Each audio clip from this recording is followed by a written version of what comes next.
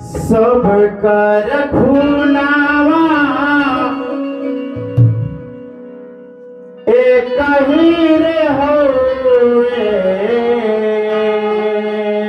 जय हो जय हो। ए भैया, ये प्रभु जी की माया है। ये प्रभु जी की माया कहीं भूत कहीं छाया। अरे सब कर खूनावा एक ही रे होए। धारा माया लगा अलगावा और सब कर खूनावा एक ही रे होए। धारा माया लगा अलगावा धारा माया लगा अलगावा।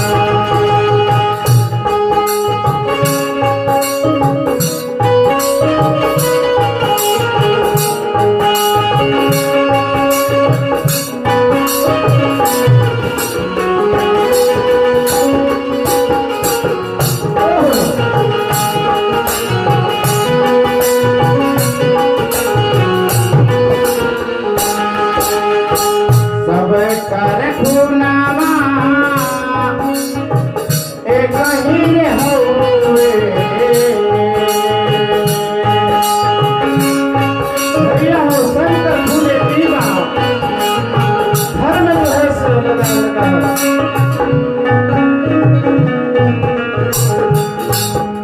सब कर खूनावा एक ही होए। धारा माया लगा अलगावा धारा माया लगा अलगावा।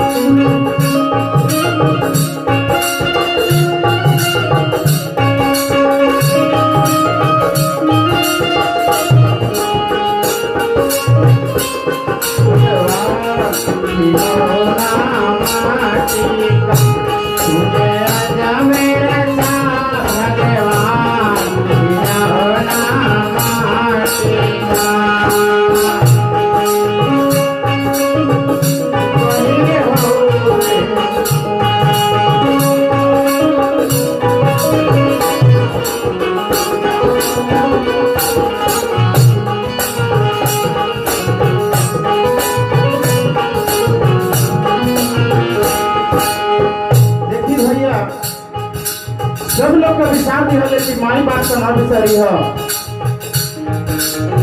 केहू माई बाबू के चरनिया के धोवे। माई बाबू के केहू के माई बाबू दिन रात रोवे। केहू के माई बाबू केहू माई बाबू के चरनिया के धोवे। केहू के माई बाबू दिन रात रोवे।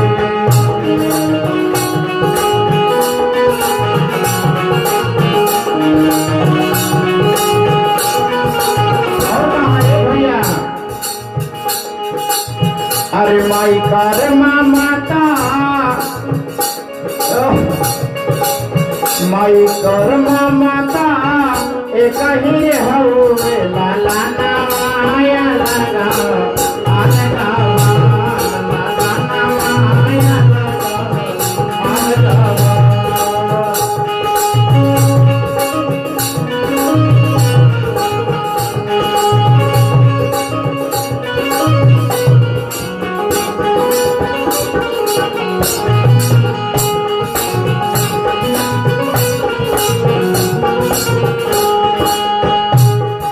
देखिए भाई, ये शरीर का शरीर नहीं कहा जा सकता है। जवानी का जवानी नहीं कह सकता है। कुछ कहा जा नहीं सकता है।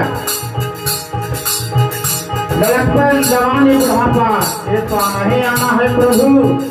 अब ये नहीं कहा जा सकता है लड़कपन बीत गया के बाद जवानी भी आएगा नहीं आएगा हमें भी पता नहीं है। बुढ़ापा आएगा देखेंगे या ना देखेंगे। क्या बोला?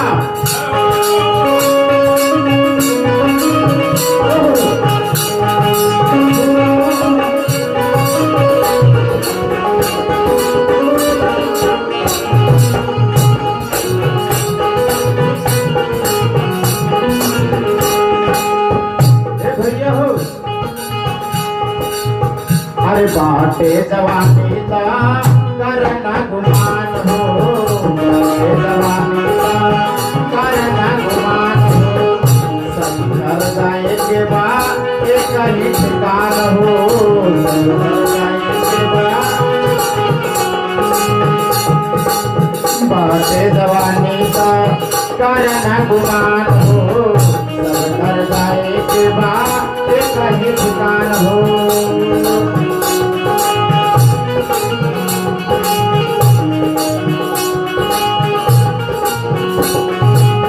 सब कर्मना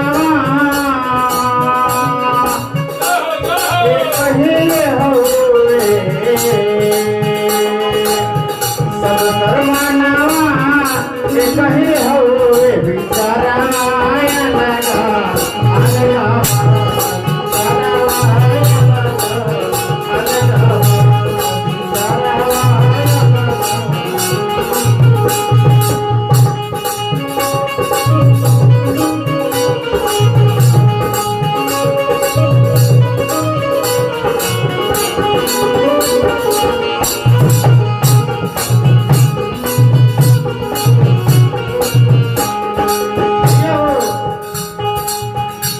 प्रभु ये जन्म जो मानुष तन का जो जन्म है कितना तप के बाद भी ये मानुष जन्म नहीं आता है प्रभु। इसीलिए कहा जाता है कि जब तक शरीर है, शरीर में प्राण है, किसी से छल कपट नहीं करना चाहिए।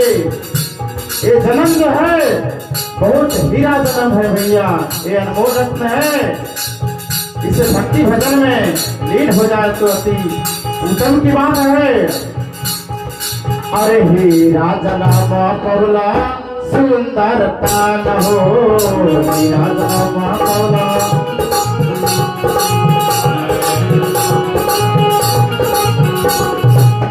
तब काहे बाटे तोहर समान हो।